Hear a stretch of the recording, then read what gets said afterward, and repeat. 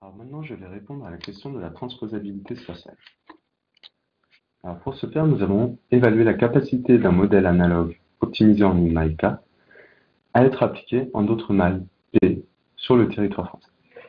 Plus précisément, nous avons évalué la perte de performance obtenue lorsque l'on transpose notre modèle analogue optimisé en la maille K, que l'on l'applique à la maille P, par rapport aux performances obtenues lorsque l'on utilise le modèle optimal local petit p appliqué en la maille safran petit p. Alors, la carte de gauche vous représente les performances en CRPSS obtenues, les performances optimales en CRPSS obtenues par notre modèle analogue reposant sur une analogie de circulation atmosphérique. À droite est représenté les performances en CRPSS obtenues lorsque l'on transpose un modèle analogue optimisé pour une maille située dans le nord-ouest de la France. On remarque que la distribution spatiale en CRPSS est relativement proche entre ces deux cartes pour une large majorité des mailles safran. Si l'on effectue la différence entre ces deux cartes de performance, nous obtenons la carte suivante. La ligne bleue délimite la surface pour laquelle nous avons une perte de performance inférieure à 0,01 de CRPSS, ce qui est très faible. On remarque que cette surface est relativement importante sur le territoire, ce qui traduit d'une très bonne transposabilité spatiale de notre modèle optimisé pour la maille du Nord-Ouest. Nous avons évalué la transposabilité spatiale pour un modèle analogue optimisé pour une maille du Sud-Est. On remarque cette fois que la surface pour laquelle nous avons une perte inférieure à 0,01 de CRPSS est plus faible, ce qui traduit d'une plus faible transposabilité spatiale. Et cette plus faible transposabilité spatiale est notamment due à la présence du massif central qui joue le rôle de barrière climatologique. Alors par suite, nous nous sommes demandé quelle était la sensibilité de la transposabilité spatiale par rapport aux prédicteurs utilisés. Pour ce faire, nous avons utilisé un modèle analogue un peu plus sophistiqué qui, sur la base d'une analogie de circulation atmosphérique, effectue une seconde analogie, cette fois reposant sur une variable d'humidité relative, plus précisément à 850 hectopascales.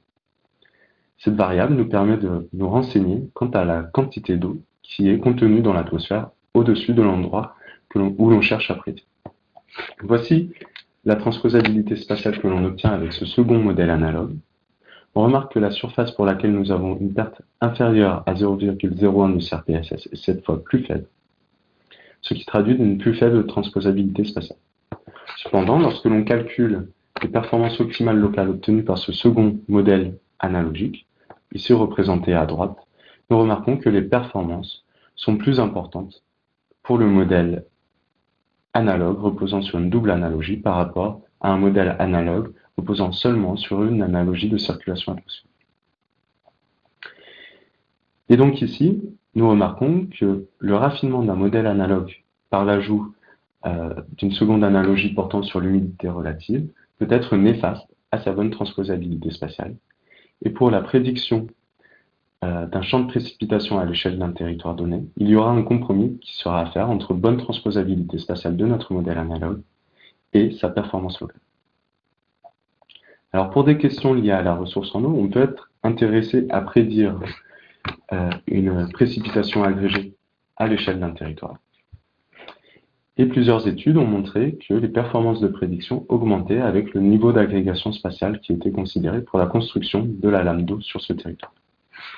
Ici, on se demande s'il existerait un optimum de performance pour un certain niveau d'agrégation spatiale, en particulier lorsque la lame d'eau à prédire résulterait d'un mixte de précipitations d'origine météorologique différente. Alors pour ce faire, nous avons utilisé un modèle analogue unique pour la France, qui a été optimisé sur la base de l'ensemble des précipitations safran réparties sur la France. Comme nous avons vu que la transposabilité spatiale d'un modèle analogue seulement basé sur une analogie de circulation atmosphérique était meilleure, le modèle analogue unique pour la France correspond à un modèle analogique reposant sur une analogie de circulation atmosphérique. Ce modèle analogue unique France a été utilisé pour la prédiction d'une précipitation agrégée sur des territoires de plus en plus grands, la taille des territoires étant représentée ici par les carrés orange. On remarque que plus la taille des carrés est importante, c'est-à-dire plus le niveau d'agrégation spatiale est important, plus la performance de prédiction est importante.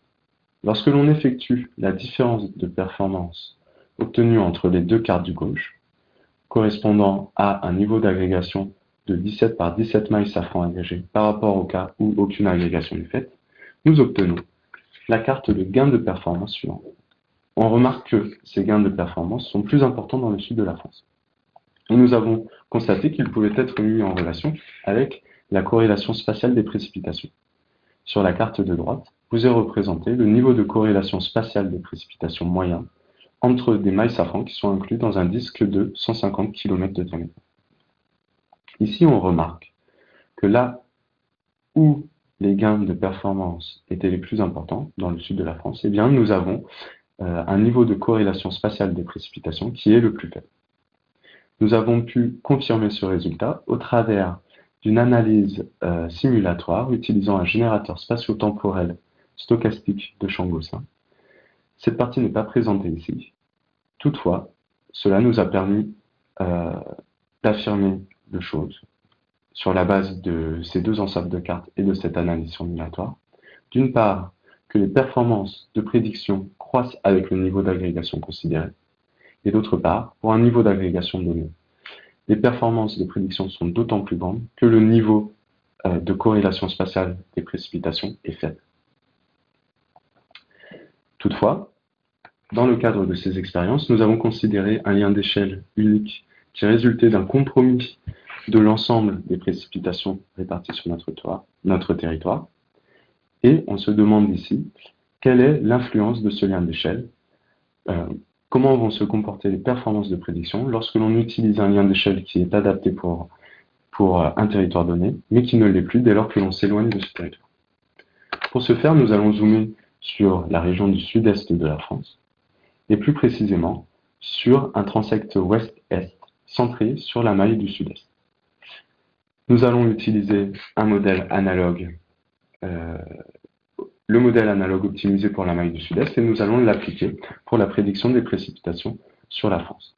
Sur la carte de droite est représentée justement les performances en CRPSS obtenues lorsque l'on applique ce modèle analogue optimisé pour la maille du sud-est, on l'applique à l'ensemble des mailles safran sur la France. À gauche, le graphe représente les performances obtenues lorsque l'on transpose ce modèle sur les mailles situées sur le transect ouest-est, centré sur la maille du sud-est.